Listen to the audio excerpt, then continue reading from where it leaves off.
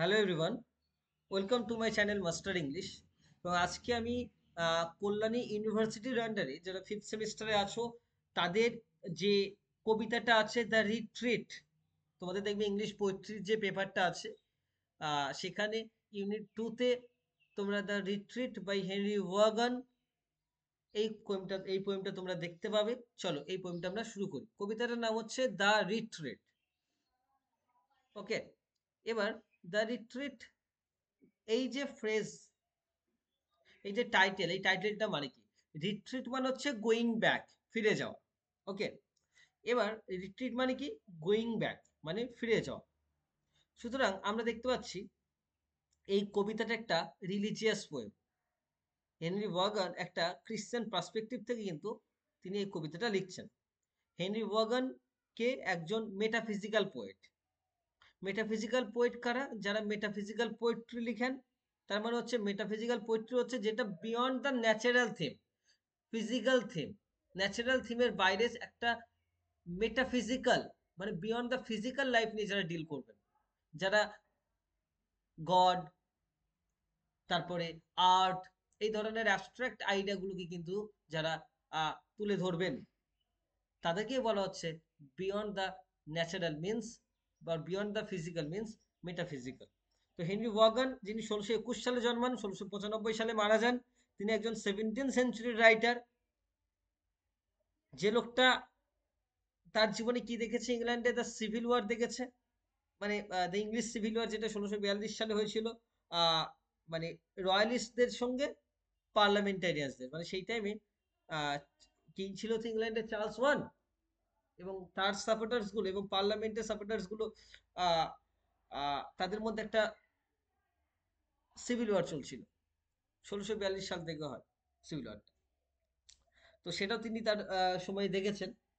এবং তিনি এই যে সিভিল ওয়ার, সেটা যখন দেখছেন এবং এই suffering, death, instability of life এবং এগুলোর থেকে যখন বারবার দেখছেন, তাই তিনি এই সমস্ত লাইফ, এই ফিজিক্যাল লাইফ থেকে বেরিয়ে তিনি স্পিরিচুয়াল লাইফে যেতে চান। ওকে, মনে রাখবে দ্য রিট্রিট এই পোয়েমটা তার যে কালেকশনে বার হয়েছিল, সেই কালেকশনটার নাম হচ্ছে সাইলেক্স সিন্টেলিনিয়ান্স। SILEX সাইলেক্স, আর SCINTILLANS সাইলেক্স সিন্টেলিয়ান্স। 1650 সালে এই পোয়েট্রি কালেকশনটার মধ্যে একটা হচ্ছে দ্য রিট্রিট।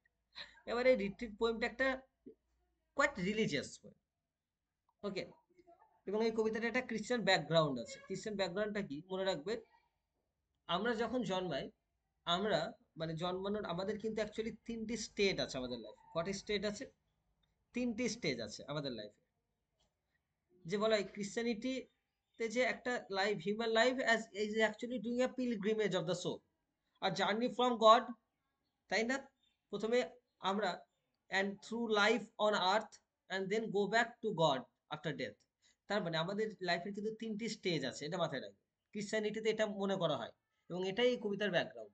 যে the first stage is called angel infancy, before the, মানে before coming to the earth, মানে হেভেনে, গডের কাছে। আমরা জন্মানোর আগে যে হেভেনে থাকি, মানে গডের কাছে থাকি, সেটা একটি স্টেজ। সেকেন্ড স্টেজ কি? লাইফ অন আর্থ, এই পৃথিবীতে একটি স্টেজ। 3 নম্বর স্টেজটা কি? মারা যাওয়ার পরে আবার গডের কাছে ফিরে যায়, মানে রিটার্ন টু এগেন হেভেন বা ওর গড।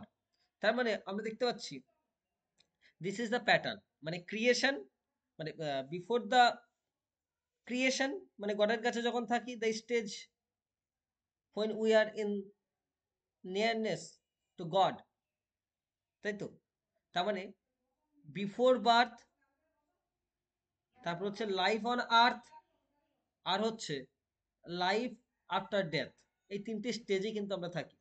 এবার এই কবিতাটা কি? এই কবিতাটা হচ্ছে একটা এমন একটা কবিতা যেখানে হেনরি ওয়াগন তিনি রিট্রিট করতে যাচ্ছেন। রিট্রিট মানে কি? ফিরে যাওয়া। কোথায় যাওয়ার চেষ্টা করছেন? তিনি যেখানে ফিরে যাওয়ার চেষ্টা করছেন সেটা হচ্ছে going, he is wanting to go back to God. গডের কাছে আবার ফিরে যাওয়ার চেষ্টা করছেন। তিনি মনে করছেন যে গডের কাছে যখন আমরা ছিলাম অ্যাবসলিউট ইনোসেন্স স্টেটে ছিলাম আমরা, সেই রকম ইনোসেন্ট স্টেটে আমি যেতে চাই। বা মনে রাখবে তিনি এই কবিতাতে চাইল্ডহুডেও ফিরে যাওয়ার চেষ্টা করছেন। আচ্ছা, আমরা যখন চাইল্ডহুডে থাকি তখন আমরা কেমন থাকি? আমরা যেমন থাকি হচ্ছে আমাদের চাইল্ডহুড অবস্থাতে আমরা কিন্তু অ্যাবসলিউটলি ইনোসেন্ট স্টেটে থাকি। তো the poet is wanting that innocent state. তাই কবি কিন্তু ওই চাইল্ডহুড স্টেটে ফিরে যেতে চাইছেন, বা তুমি বলতে পারো কবি আবার ওই গডের কাছে ফিরে যেতে চাইছেন। অ্যাকচুয়ালি কবির যেটা টার্গেট সেটা হচ্ছে ওই ইনোসেন্ট স্টেটে ফিরে যাওয়া। এখন উনি বড় হয়ে গেছেন, এই এক্সপিরিয়েন্স করেছেন অনেক কিছু, এবং পৃথিবীর এই ডার্ক সাইডগুলোকে দেখছেন। তখন উনি বলছেন যে আগের দিনগুলো কতই না ভালো ছিল, আমি যদি সেখানে ফিরে যেতে পারতাম, মানে তার চাইল্ডহুডের কথা বলছে। তার মানে এই কবিতাতে তিনি ফিরে যাওয়ার কথা বলছেন। দ্য রিট্রিট কোথায়? The retreat towards his childhood or the haven or the god.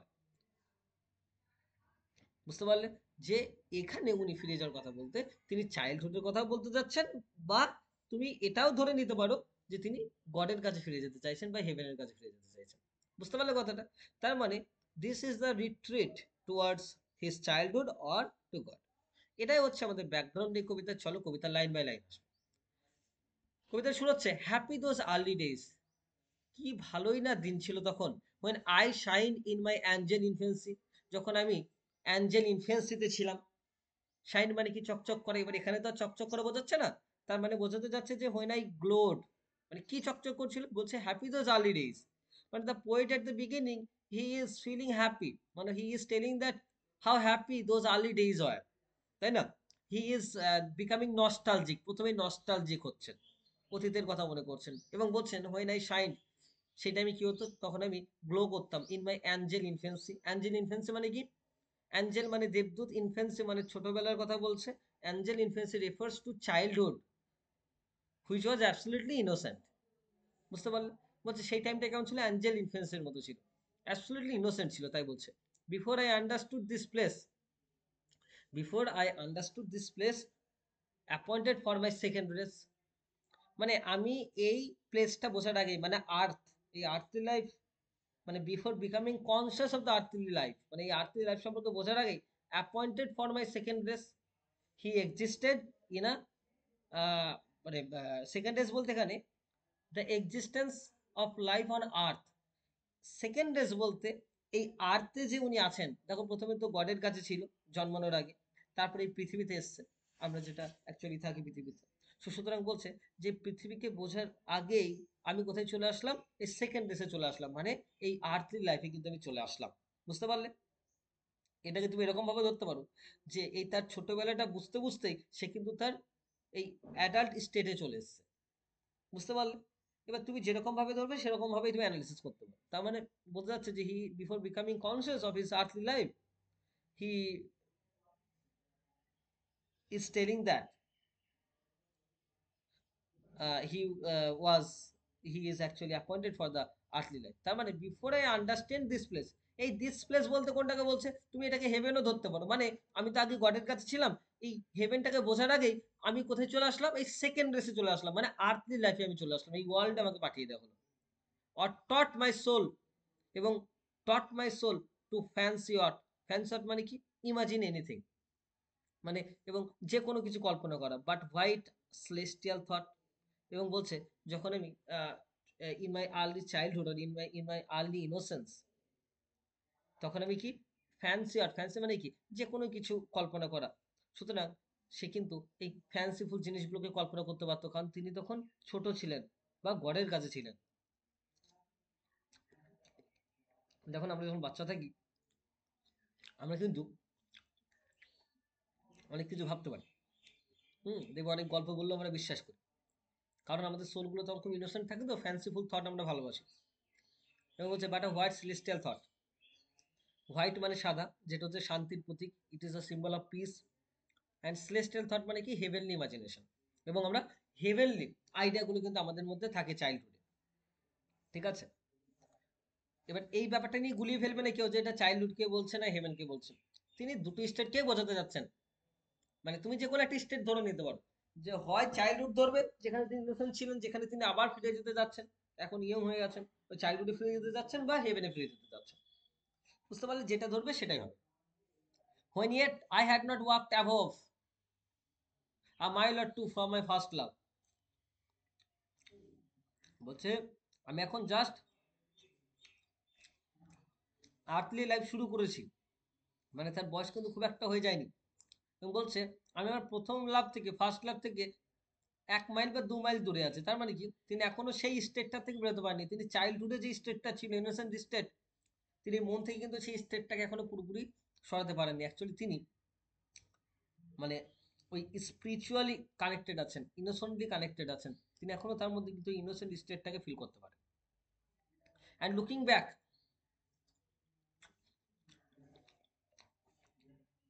এবং ফিরে দেখলে অ্যাট দ্য শর্ট স্পেস, এবং ওই ছোট্ট জায়গাতে could see a glimpse of his bright face.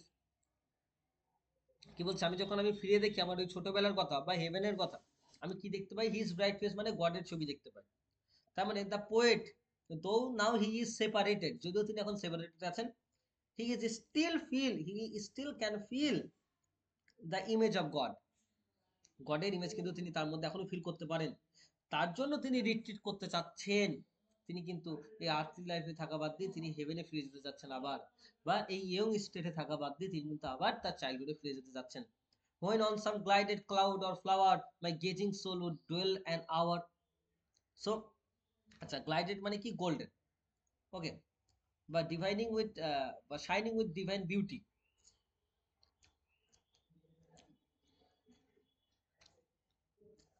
When on some glided cloud, আচ্ছা, or flower my gazing soul would dwell an hour। আচ্ছা, এই ক্লাউড মানে মেঘ, সেটা কিসে চকচক করে? ডিভাইন বিউটিতে, স্বর্গীয় একটা সৌন্দর্যে মেঘটা থাকে। আর ফ্লাওয়ার মানে ফুল। বলছে এই, আর গেজিং মানে কি? একদৃষ্টিতে তাকানো। বলছে যে এই নেচারের মধ্যে, মানে ক্লাউড বলো, ফ্লাওয়ার বলো, এর মধ্যে কিন্তু উনি গডের ইমেজ ফিল করতে পারতেন। বুঝতে পারলে কথাটা? এটাই হচ্ছে মিস্টিসিজম। এটাকে কি বলে? মিস্টিসিজম, মানে গডকে খোঁজা প্রকৃতির মধ্যে। তার মানে বলছে when he was childhood he could feel the divine beauty in nature, and in those weaker glories despite some shadows of eternity। আচ্ছা, উইকার গ্লোরিজ বলতে কি? Earthly beauties. অ্যান্ড তারপরে কি বলতে? শ্যাডোজ অফ ইটার্নিটি বলতে কি? Eternal world.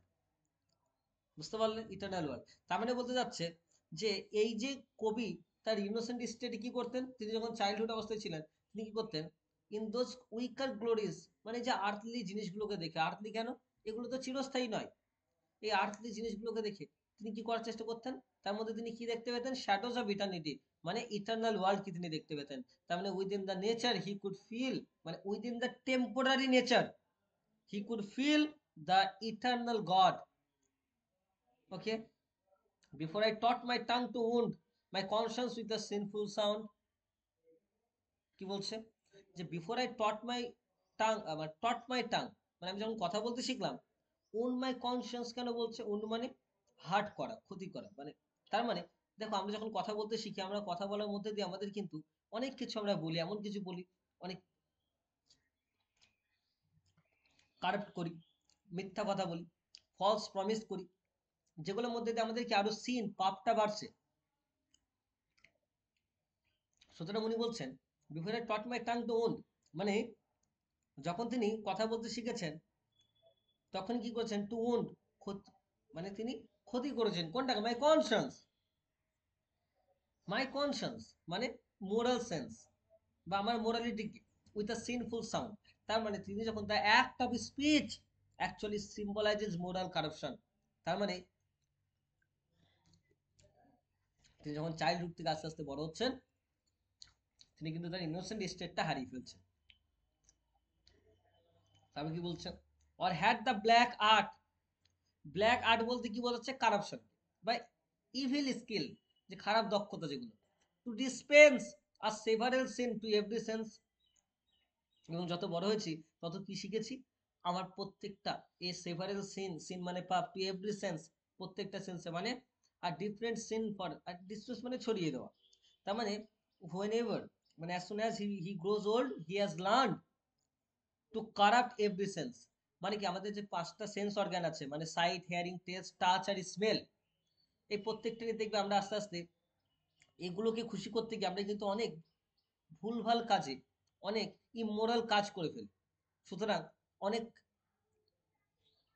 আমাদের সোলকে actually corrupt করি। সুতরাং যত বড় হচ্ছি তত আমার এই এভরি সেন্সকে, এভরি সেন্স মানে প্রত্যেকটা অঙ্গ প্রত্যঙ্গে সিন পাপ জড়িয়ে যাচ্ছে, কেন? সেগুলো প্লেজার দিতে গিয়ে সেগুলোকে, তাই না? But felt through all this fleshly dress bright shoots of everlastingness. একদমই তাই। যে কি বলতে যাচ্ছে, যে ফ্লেশি ড্রেস বলতে কি, হিউম্যান বডি, আমাদের হিউম্যান বডির কথা বলছে।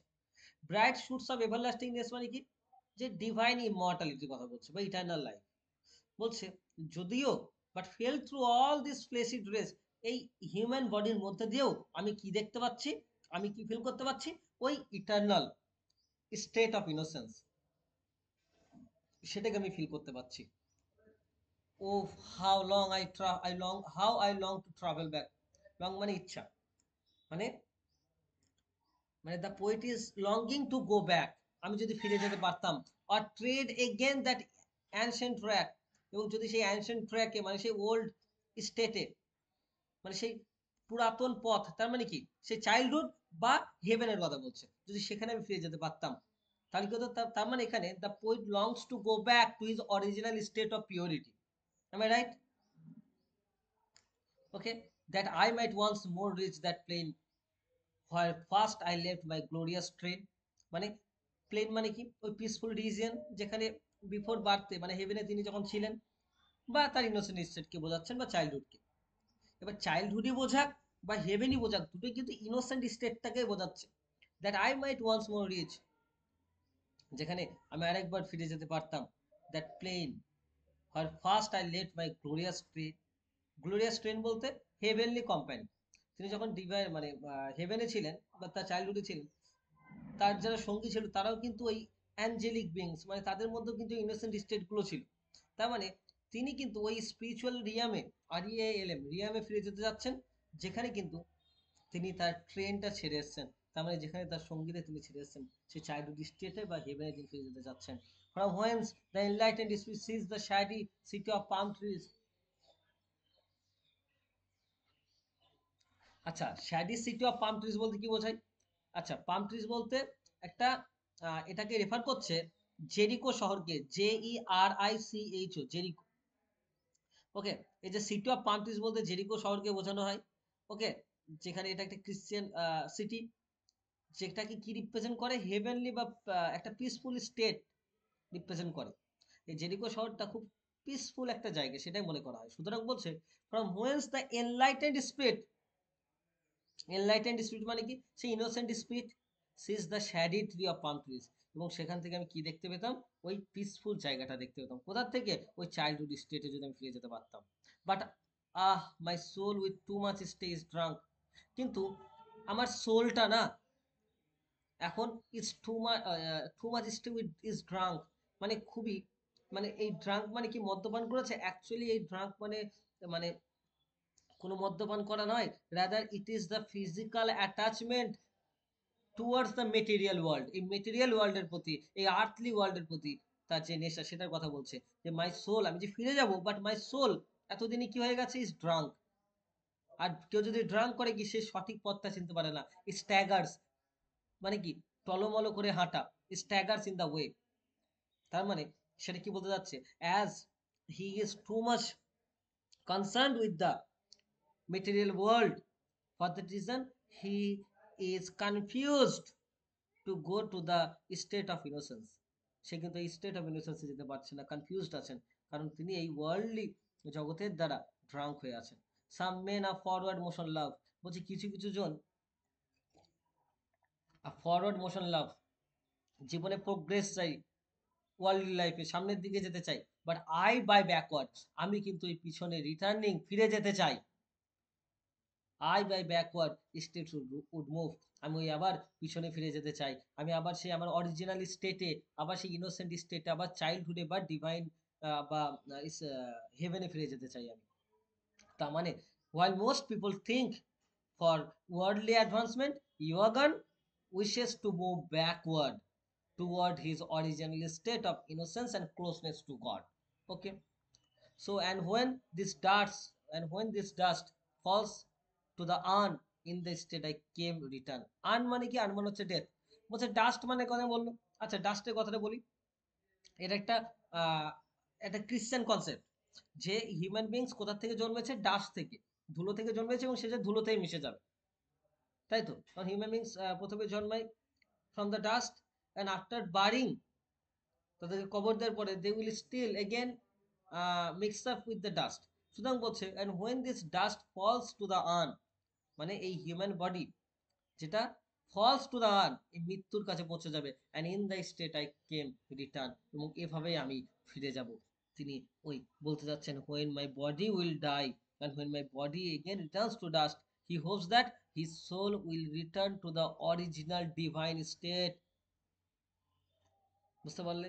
ইট means to the closeness of God. তাহলে the closing line actually expresses his hope to retreat, his hope of retreat to God, গডের কাছে ফিরে যাওয়ার কথা কিন্তু তিনি বলছেন। এই হচ্ছে তোমাদের দ্য রিট্রিট পোয়েম। আশা করছি ক্লিয়ার হয়েছে। ওকে, থ্যাংক ইউ এভরিওয়ান।